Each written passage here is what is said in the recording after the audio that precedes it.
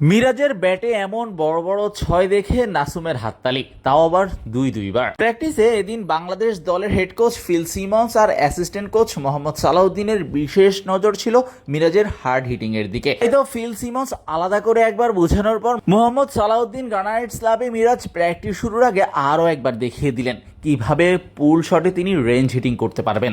এরপর নিজে সেখানে দাঁড়িয়ে মিরাজের পুল শটগুলো দেখছিলেন।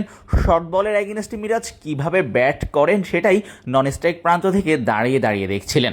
মিরাজও মনোযোগী ছাত্রের মতো তালিম নিয়েছেন আর পরে সেটা এক্সিকিউট করেছেন এভাবেই দারুণ শট মেরে।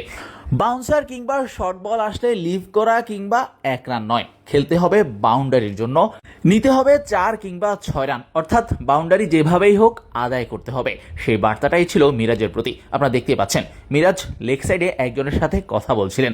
মূলত মোহাম্মদ সালাউদ্দিন উইকেটের চারপাশেই ঘুরে ঘুরে মিরাজের দুর্বলতা দেখার চেষ্টা করেছেন, মিরাজের ইমপ্রুভমেন্ট কেমন হচ্ছে সেটা দেখার চেষ্টা করেছেন এবং মিরাজের স্ট্যান্স, হেড পজিশন এবং পায়ের অবস্থা কি সেটাই তিনি দেখছিলেন চারপাশ থেকে ঘুরে ঘুরে। আর মিরাজের যেসব জায়গায় ভুল হচ্ছিল সেগুলো বলে দিচ্ছিলেন। আর মিরাজ একেবারেই ক্লাসের সবচাইতে মনোযোগী ছাত্রের মতো সেগুলো শুনে শুনে এক্সিকিউট করছিলেন।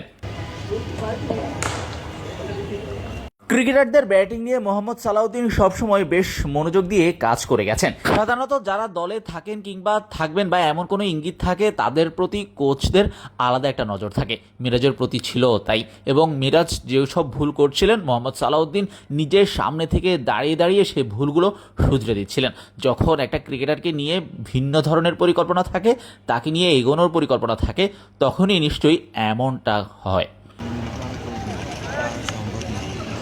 গত টি-20 বিশ্বকাপে মিরাজের জায়গা হয়নি সেটা পুরনো কথা। এরপর দলে ফিরেছিলেন, আবার বাদও পড়েছিলেন। বিপিএলে ম্যান অব দ্য টুর্নামেন্ট হওয়ার পরও আরব আমিরাত এবং পাকিস্তান সিরিজের বিবেচনায় ছিলেন না, যদিও পরবর্তীতে পিএসএল খেলতে গিয়ে পাকিস্তান সিরিজের দলে ঢুকেছিলেন। এরপর থেকেই মিরাজ টি-20 দলের নিয়মিত সদস্য। দলে টিকে থাকতে হলে ভালো করার যেমন বিকল্প নেই, তেমনি নিজের স্কিলে উন্নতিরও বিকল্প নেই। মিরাজ নিশ্চয়ই সেটা বুঝেও গেছেন এবং সেটা নিয়ে কাজ করছেন। সাম্প্রতিক সময়ে নিজের পাওয়ার হিটিং অ্যাবিলিটি বাড়িয়েছেন, হিটিং অ্যাবিলিটি এবং টি-20তে খেলার ধরনের পরিবর্তন এনেছেন এবং সেটা দলের জন্য পজিটিভ কিছু। আর মিরাজকে যদি পাওয়া যায় সেক্ষেত্রে একসঙ্গে দুইটা ক্রিকেটার পাওয়ার সুযোগ পাচ্ছে বাংলাদেশ।